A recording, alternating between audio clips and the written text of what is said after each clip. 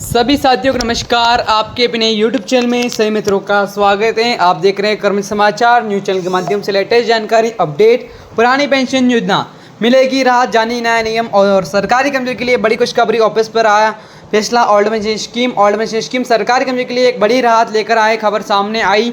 लंबे समय से चली आ रही पुरानी पेंशन योजना यानी ओल्ड पेंशन स्कीम ऑफिस को लेकर जो मांगे उठ रही थी, अब उस दिशा में एक अहम कदम बढ़ा दिया गया है। खासतौर पर उन कर्मचारियों के लिए ये खबर किसी तोहफे से कम नहीं है जो नई पेंशन योजना एनपीएस को लेकर लगातार असुरक्षा महसूस कर रहे हैं और चाहते हैं कि फ्रीडम डायरेक्टर के बाद उन्हें तय मानसिक पेंशन मिले। क्या पुरानी पेंशन योजना ऑफिस यानी ओल्ड पेंशन स्कीम एक ऐसी व्यवस्था थी जिसमें सरकारी कर्मचारी जब रिटायर होते हैं तो उनकी आखिरी सैलरी का लगभग 50% पेंशन के रूप में हर महीने जीवन भर मिलता है। इसमें किसी तरह का योगदान कर्मचारी को खुद की नहीं देना होता है, जबकि बल्कि पूरे पेंशन सरकार देती है। वही यह वजह है कि इसे गारंटीगत पेंशन सिस्टम कहा जाता है। इस योजना में महंगाई भत्ता डीए भी से जुड़ा होता है, जिससे समय के साथ पेंशन भी बढ़ती रहती है। नई वे पेंशन योजना में क्यों नाखुश हैं कर्मचारी? साल 2004 में केंद्र सरकार ऑफिस को बंद किया करती, इसकी वजह से एनपीएस यानी न्यू पेंशन स्कीम लागू कर दी गई थी। एनपीएस का एक मार्केट लिंक्ड स्कीम है जिसमें कर्मचारी को और सरकार दोनों को अपनी सैलरी का एक हिस्सा निवेश करना होता है। रिटायरमेंट के बाद मिलने वाली राशि पर निर्भर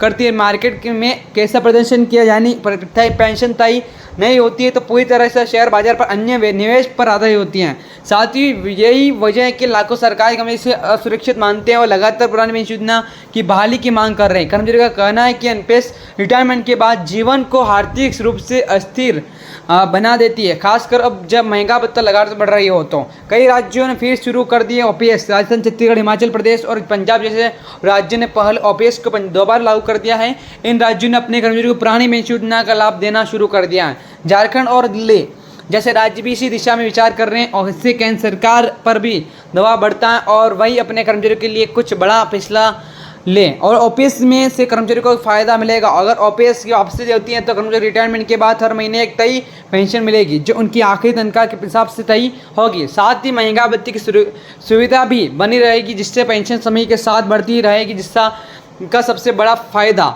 यह होगा कि कर्मचारी को भविष्य की आर्थिक चिंता न सताएगी, उनका जीवन यापन आराम चलेगा। केंद्र सरकार की स्थिति क्या है? केंद्र सरकार के अभी ओपीएस को पूरी तरह से वापस लाने का फैसला लिया गया है, लेकिन इस बातचीत पर जरूर चल रही है कि चुनावी माहौल और राज्यों के बढ़ते दबाव को देखते हुए यह मुद्दा न्यासी तौर पर भी गमराया हुआ है और केंद्र की समिति बनाई जो एनपीएस को और मजबूत बनाने के लिए सुझाव दे रहे हैं, लेकिन कर्मचारी यूनियन इसे नाकाफी मान रहे हैं। नए नियम से बदलता क्या है? हाल ही में केंद्र सरकार ने एक नया नियम लागू किया है जो काफ़ी लंबे समय से माना जा रहा है कि इसके अनुसार जो कर्मचारी साल 2004 के बाद भर्ती हुए थे लेकिन किसी वजह से ओपीएस के पात्र थे, जैसे चयन प्रक्रिया देरी थी या तकनीकी कारण उन्हें पुरानी पेंशन योजना का लाभ मिलेगा। इस फैसले के से हजारों कर्मचारियों को राहत मिलने जा रही है। जो काट के फैसले से बाद सरकार को यह कदम उठाना पड़ा। पहले भी कई मामलों में अदालत में कहा गया कि तकनीकी खामियों की वजह से कर्मचारी को उनका हक नहीं छीनना चाहिए। इस समय साफ हो गया कि ऐसे कर्मचारी पुरानी पेंशन योजना का फायदा उठा